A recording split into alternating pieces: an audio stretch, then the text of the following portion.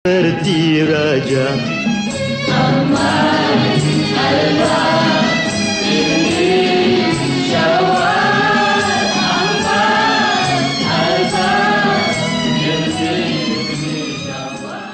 Assalamualaikum, nama saya Atika Izzati binti Khairul Hisham dan hari ini saya akan berkongsi sebuah filem klasik arahan Tan Sri P. Ramlee yang berjudul Ahmad Al-Bab yang diterbitkan pada tahun 1968. Filem klasik Ahmad Al-Bab ini mengisahkan tentang sebuah konflik kekeluargaan iaitu keluarga Mas'ud Al-Buaya yang merupakan sebuah keluarga kaya di kawasan mereka. Disebabkan Mastura enggan menuruti permintaan bapanya, maka Mas'ud Al-Buaya sering merendah-rendahkan Syawal dan mengagumi menantunya iaitu Muharram dan juga Safar tanpa mengetahui kebenaran bahawa mereka sering berbohong dan menggunakan harta isteri mereka untuk berfoya-foya di kelab.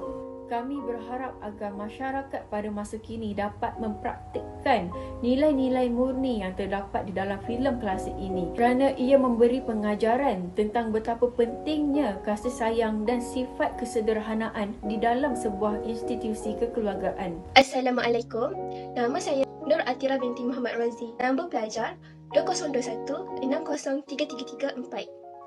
Saya akan membentangkan sinopsis dari filem Ahmad Al-Bab. Di sebuah desa, terdapat seorang saudagar kaya yang bernama Mas'ud Al-Buaya dan beliau memiliki 3 orang anak perempuan yang bernama Mastura, Sapura dan Sahara.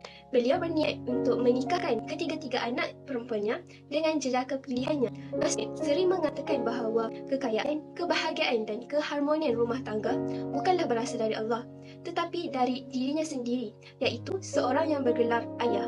Kedua-dua anak perempuannya menurut akan perintah ayah mereka. Manakala Mastura menyangkal perkataan ayahnya hingga ia menolak dijodohkan dengan anak orang kaya. Bagi Mastura, kekayaan, kebahagiaan dan keharmonian rumah tangga ditentukan oleh Allah Subhanahu Wa Taala. Mastura menentang pendapat ayahnya yang ingin menikahinya dengan jejaka yang kaya, malahan menyuruh ayahnya untuk mencari orang miskin dan dijodohkan dengannya. Mas'ud yang merasa tercabar menikahi Mastura dengan seorang pengembala kambing yang miskin bernama Syawal. Mastura pasrah dan tidak membantah kerana ia percaya bahawa jodoh dengan Syawal sudah ditentukan oleh Allah. Syawal seorang pemuda miskin yang tinggal bersama ibunya. Beliau juga seorang pemuda yang buta huruf tetapi jujur dan bertanggungjawab. Banyak hal yang tidak diketahui oleh Mas'ud tentang kedua menantunya iaitu Safar dan Muharram. Mereka amat suka berjudi, bahkan tidak bekerja. Mereka juga tidak menjalankan tanggungjawab sebagai seorang suami, malah menghabiskan semua perhiasan isteri-isteri mereka untuk berjudi. Setelah menghabiskan semua perhiasan, wang dan harta benda milik isteri mereka, Safar dan Muharram mula merompak kedai-kedai emas demi kelangsungan hidup. Di hari ulang tahun saudagar Mas'ud Al-Buaya, Syawal menghadiahkan Safar dan Muharram berlian dan intan untuk diberikan kepada mertuanya nanti. Di sisi lain, Syawal membawa replika masjid agar mertuanya dapat berubah dan bertaubat serta percaya akan jodoh. Maut, kekayaan dan kebahagiaan rumah tangga ditentukan oleh Allah Subhanahu Wa Taala dan bukanlah terletak di tangan manusia. Pada awalnya, Mas'ud masih memandang serong kepada menantunya. Namun, setelah diberitahu oleh Safar dan Muharram bahawa hadiah berlian dan intan tersebut adalah pemberian dari Syawal, membuatkan Mas'ud terkejut dan mulai menyukai Syawal dan insaf. Ia mengakui bahawa kebahagiaan, kekayaan dan keharmonian rumah tangga bukan terletak di tangan manusia tetapi di tangan Allah Subhanahu Wa Taala. Muharram, hadiah kambing 1 ekor tu abah nak piara sampai ada anak cucu. Terima kasih bang. Ni anak abah Sapura yang putih kuning. Cincin belian yang Sapura hadiahkan dengan abah tu lain tahun abah pakai. Selamat hari jadi bang. Terima kasih. Bagus. Banyak menantu, banyak anak bagus. Awak juga hadiah sejadah daripada bulu kambing mahal tu. Terima kasih banyak. Terima kasih. Ada makna tu, ada makna. Itu bagus. Lain tahun lagi banyak, lagi bagus.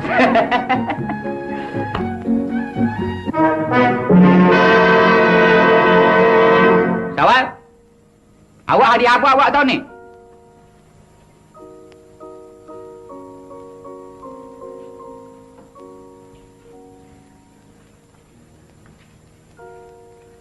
Apa ni? Buka. Ai? Sampai dulang pun tak ada. Tangan pun sama lah. Berapa punya kedana lah kau ni. Apa ni?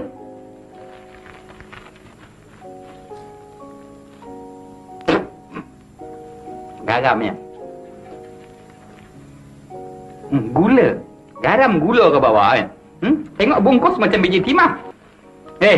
Kalau benda-benda begini, tak usah bawa buat hadiah. Lagi bagus tak usah datang lain tahun. Abah, garam dan gula lah tanda kasih sayang kami pada Abah. Kasih sayang konon garam sama gula. Kalau biji timah tak apa pula. Sepora, kau sayang macam sama Abah macam mana? Saya sayangkan Abah sebagai saya sayangkan Intan dan Belian, Bah. Kau dengar tu? Kau Suhara? Saya sayangkan Abah seperti gandum yang penuh di ladang, Bah. Macam itulah. Ni tidak ini. Konon bungkus macam biji timah. Tapi benda-benda murah. Chip sale begini yang kau bawa. Insaf. Rasri.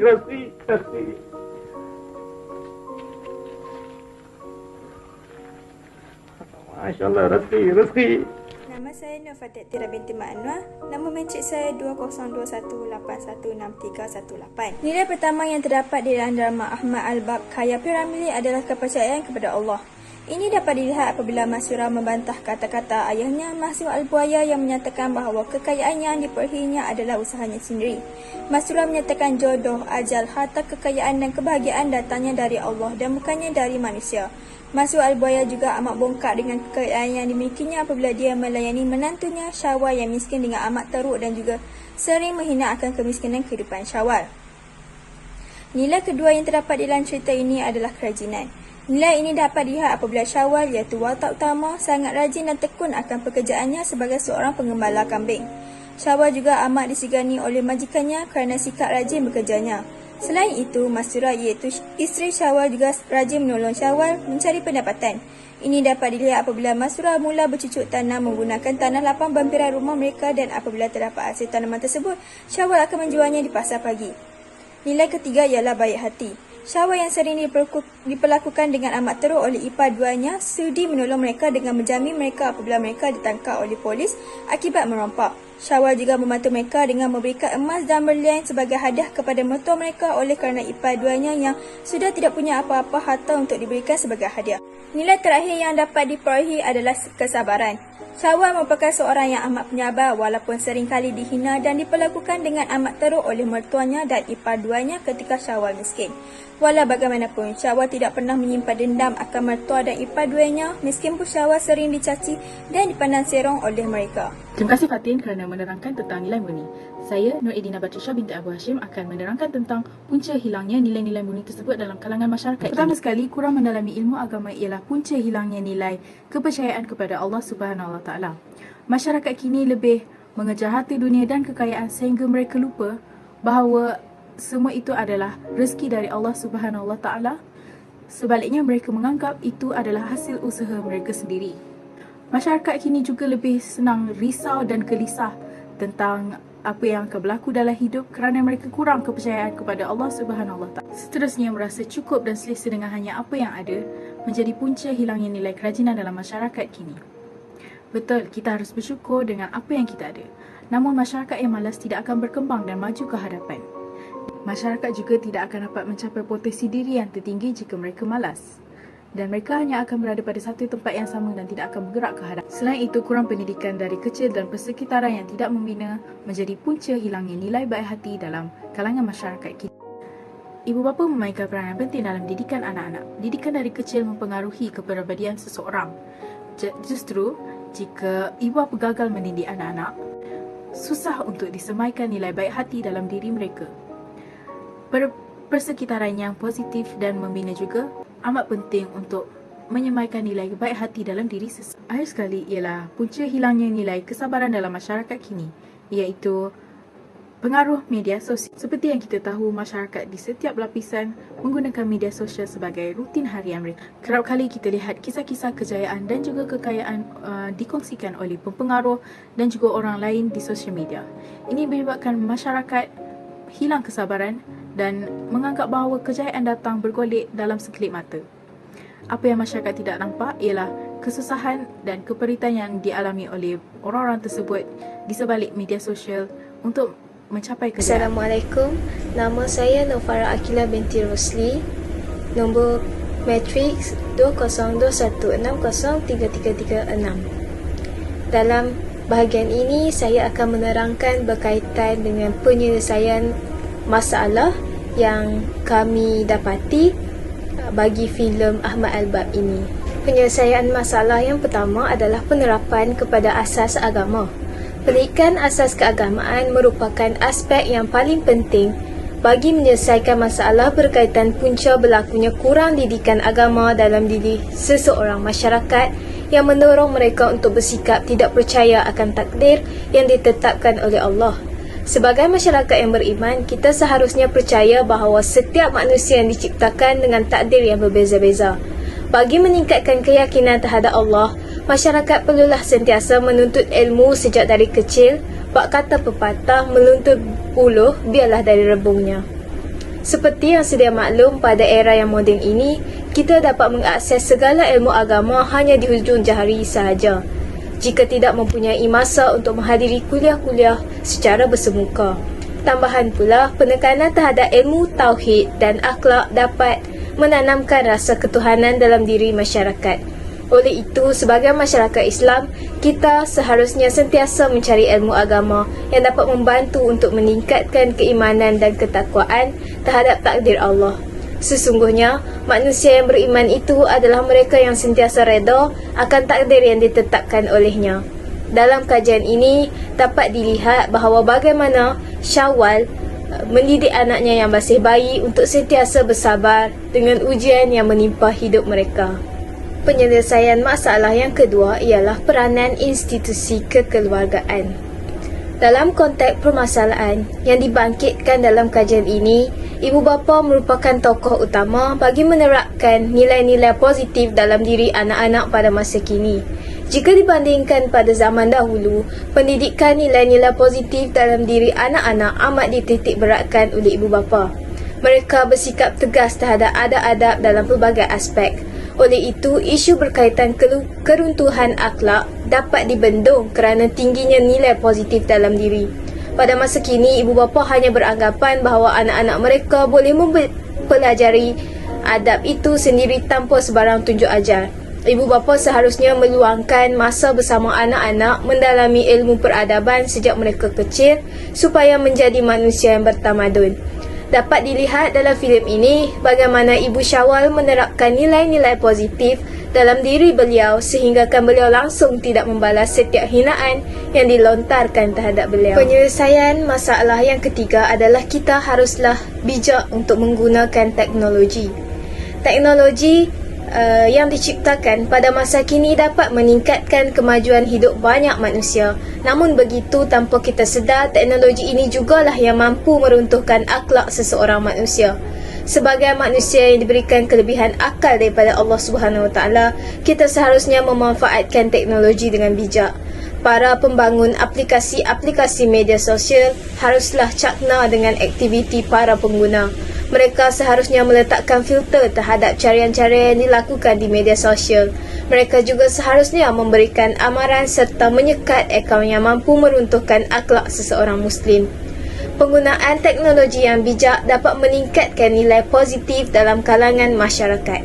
Penyelesaian yang terakhir adalah mendidik hati dengan sikap rendah diri. Sebagai seorang mukmin yang beriman, kita hendaklah sentiasa berpesan kepada hati agar sentiasa bersikap tawaduk, terutamanya apabila diberikan nikmat kekayaan daripada Allah. Nikmat kekayaan yang diberikan oleh Allah juga merupakan ujian bagi seseorang mukmin untuk melihat sejauh mana mereka bersyukur terhadap nikmat tersebut. Seseorang mukmin yang berpegang teguh dengan ajaran Islam seharusnya membenamkan perasaan sombong serta tidak melakukan penghinaan terhadap golongan miskin. Hal ini dapat dilakukan dengan sentiasa mengingatkan diri bahawa setiap kekayaan yang diberikan hanyalah pinjaman daripada Allah dan akan diambil pada bila masa sahaja. Dalam filem yang dikaji, permasalahan ini dapat dilihat pada bapa mertua Syawal yang sentiasa angkuh terhadap kekayaan yang dimilikinya. Seterusnya, saya akan menyerahkan perbentangan ini kepada Atika untuk meneruskan berkaitan dengan kesimpulan yang dapat disimpulkan daripada pembentangan ini. Hendaklah berbuat baik kepada semua ahli keluarga kita tanpa mengira latar belakang sama ada miskin ataupun kaya. Seperti di dalam filem Ahmad Albab ini yang menunjukkan Mas'ud Al-Buaya pandang sinis dan benci akan Syawal kerana Syawal merupakan orang yang miskin. Malah, Mas'ud Al-Buaya lebih suka akan menantunya iaitu Muharram dan Safar kerana mereka berdua merupakan anak orang kaya. Oleh itu, masyarakat haruslah mengambil serius akan hal ini dan memastikan institusi kekeluargaan mereka berada pada tahap yang baik dengan mengamalkan sikap tolong-menolong, hormat menghormati dan juga menjaga perasaan antara satu sama lain. Renungkanlah kata-kata seorang penulis yang bernama Tita Medalifah ini.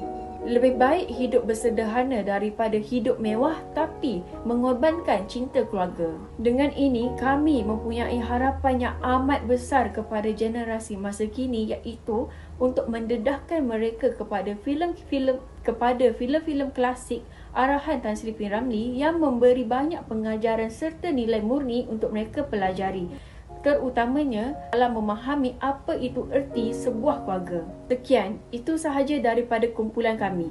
Terima kasih.